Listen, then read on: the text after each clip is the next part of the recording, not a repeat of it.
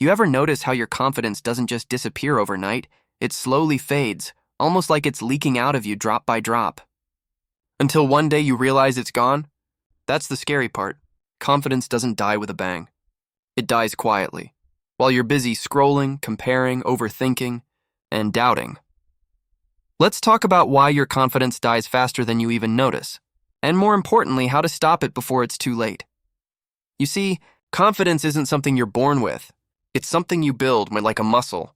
But most people keep tearing that muscle down every single day without realizing it. They let small habits, small thoughts, and small lies destroy their self-belief piece by piece. And what makes it dangerous is it's invisible. You don't wake up one day saying, "I lost confidence." You wake up feeling tired, off, lazy, unsure.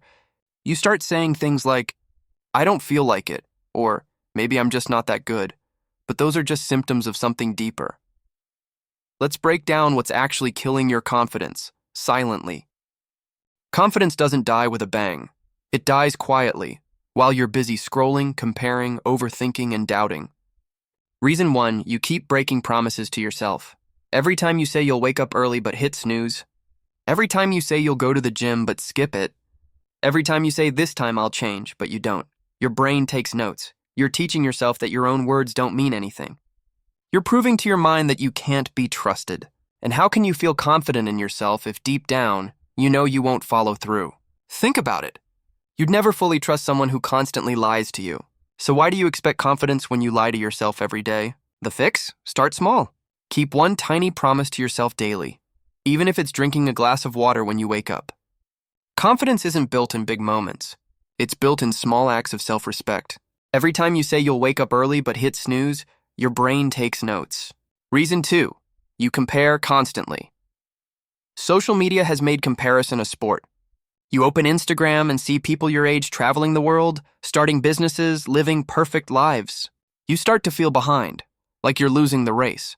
But here's the truth. There is no race. The only scoreboard that matters is your own progress. Comparison steals your confidence because it shifts your focus from growth to lack. You stop noticing how far you've come because you're too busy staring at where someone else is. Confidence thrives on gratitude. If you only look at what you don't have, you'll always feel small, even when you're winning. So next time you catch yourself comparing, stop and ask, would I trade my entire life with theirs? Usually the answer is no. You just want their highlight reel, not their reality. Reason 3, you let fear of judgment control you. You hold back opinions. You play it safe. You don't speak up, don't post, don't try, all because you're afraid someone might laugh or criticize. But here's the thing. People will judge you no matter what. Stay quiet. They'll think you're shy. Speak up. They'll say you're arrogant. Post something. Someone will roll their eyes. You can't win their approval. So stop living for it. The more you shrink yourself to fit others' comfort, the more your confidence bleeds out. Real confidence is built when you do what's right for you, even when people might not understand. Remember, you can't be confident and people-pleasing at the same time. Reason 4, you don't keep your word in silence.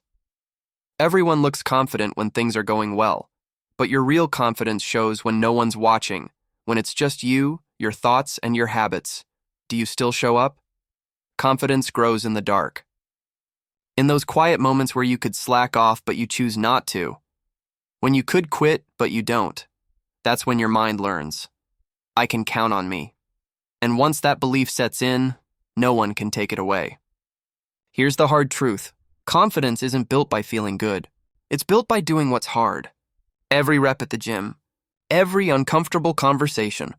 Every time you choose discipline over distraction, you're casting a vote for your future self. But every time you give in to excuses, fears, or comfort, you're voting against yourself.